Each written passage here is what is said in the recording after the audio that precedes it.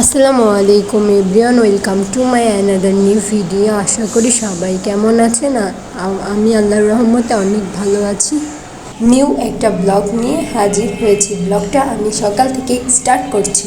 সকালে ফার্স্টে অফ ক্যামেরায় ব্রেকফাস্ট বানিয়ে নিয়েছি। এখন ব্রেকফাস্ট খেতে এসেছি দুধ চা এবং রুটি দিয়ে। তারপর রুমে এসে একটু খাতা সেলাতে বসেছি। খাতা সেলানো হয়ে যাবার পর ব্যালকনিতে এসেছিলাম। কালকে যে কাপড়গুলো ভিজাতে দিয়েছিলাম সেই কাপড়গুলো ধুয়ে ব্যালকনিতে শুকাতে দিয়েছিলাম। সেই শুকানো কাপড়গুলো তুলে নেবার জন্য তুলে নিচ্ছি। এবার রুমে যেয়ে কাপড়গুলোকে ভালোভাবে ভাঁজ করে নিব। ভাঁজ করে নেওয়ার পর অফ ক্যামেরাতে আলমারিতে রেখে দিয়েছি। তারপর যাব খাটটা ভালো করে ঝাড়ু দিতে। খাটটা ঝাড়ু দেওয়া হয়ে যাবার পর ভালো করে রুমটা গুছিয়ে নিবার পর এবার ভালোভাবে ঝাড়ু দিয়ে নিব সম্পূর্ণ ঘরটা।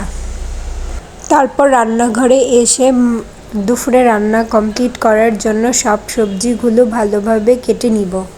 প্রথমে মূলাগুলোকে ভালোভাবে ভাপ দিয়ে নিব।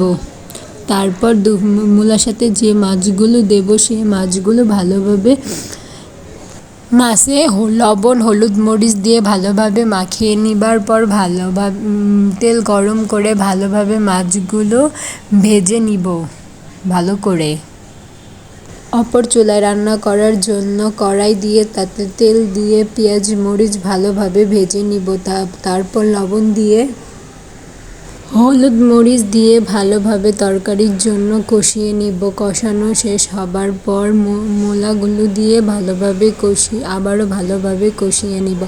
কষিয়ে নেওয়ার পরে মূলাগুলিতে ভালোভাবে পানি দিব। অপর চুলা আরেকটা রান্না বসিয়েছি। তার জন্য পেঁয়াজ মরিচ ও চিংড়ি মাছ ভালোভাবে তেলে ভালো করে ভেজে নিব। তারপর ভাজা শেষ হলে কষানোর জন্য পানি দিয়ে নিব। হলুদ মরিচ লবণ দিয়ে ভালোভাবে কষিয়ে নিব।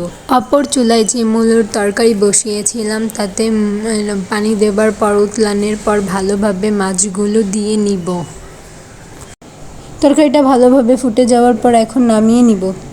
প্রায় বিকেল দিকে বৃষ্টি নেমেছিল, তাই ব্যালকনিতে এসে বৃষ্টির ফিল নিচ্ছিলাম। ভিডিওটা আর লং করব না, এখানেই সমাপ্তি করব। আমার ভিডিওটা ভালো লাগলে একটা লাইক একটা সাবস্ক্রাইব করবেন দয়া করে। আপনারা পাশে থাকলে আমি এগিয়ে যেতে পারবো।